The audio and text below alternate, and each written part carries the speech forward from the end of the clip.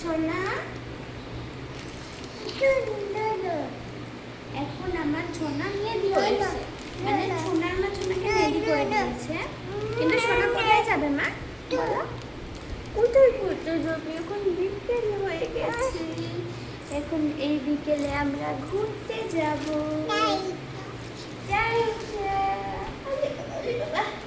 উল্টে পড়ে যাচ্ছি, উল্টে পড়ে যাচ্ছি, উল্টে পড়ে যাচ্ছি।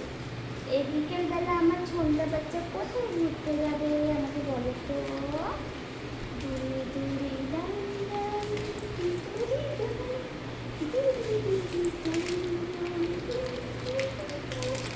তোমার চুলটা সুন্দর করে দিয়েছে।